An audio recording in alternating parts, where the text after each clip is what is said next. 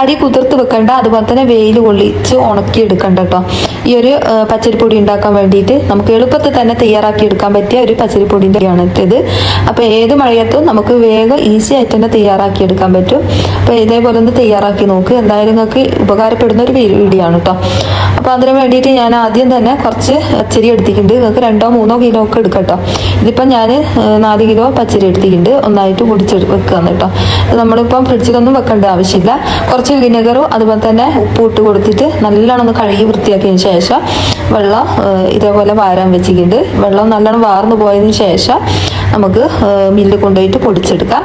കുറേ നേരം വെക്കേണ്ട ആവശ്യമൊന്നുമില്ല. വെള്ളം ഒന്ന് വാർന്ന് കിട്ടിയാൽ മതി കേട്ടോ. നല്ലോണം ഒന്ന് വെള്ളം പോയി കിട്ടിയാൽ മതിയാവും. എന്നതിന് ശേഷം നമ്മൾ ഇതേപോലെ പൊടിച്ചിട്ട് ഒരു ചെമ്പിലേക്ക് ഇട്ട് കൊടുത്തിട്ട് ഇതേപോലത്തെ അടുപ്പുണ്ടെങ്കിൽ അതിൽ വെച്ചിട്ട് ഒന്ന് നല്ലോണം തീ കത്തിക്കുക. എന്നിട്ട് ഒന്ന് കുറച്ച് നേരം ഒന്ന് വറുത്തെടുക്കുക. ഒരു 10 മിനിറ്റ് ഒന്ന് വറുത്ത് കൊടുക്കുക. നമ്മളിങ്ങനെ കൈവെക്കാണ്ട് വറുക്കേണ്ട ആവശ്യമൊന്നുമില്ല. ഇടയിലൊന്ന് പോയിട്ടൊന്ന് അടിഭാഗം ഒന്ന് ഇളക്കി കൊടുത്തിട്ടാൽ മതിയാവും. പിന്നെ കണലുണ്ടായാൽ മതി കേട്ടോ. നല്ല കണൽ തവിട വെച്ച് കൊടുത്താൽ മതി. പിന്നെ നമുക്ക് സമയം കിട്ടുന്ന നേരമൊക്കെ ഒന്ന് പോയി ഒന്ന് ഇളക്കിയിട്ട് കൊടുത്താൽ മാത്രം മതി. നമ്മൾ അതിൽ തന്നെ കുത്തി മറിയേണ്ട ആവശ്യമൊന്നുമില്ല കേട്ടോ. ഇതിനെ കൊണ്ട് നൂൽപുട്ടുണ്ടാക്കുക, അതുപോലെ തന്നെ പത്തിരി ഉണ്ടാക്കുക, അതുപോലെ തന്നെ പുട്ടുണ്ടാക്കുക, എല്ലാം ഉണ്ടാക്കി വെക്കട്ടോ.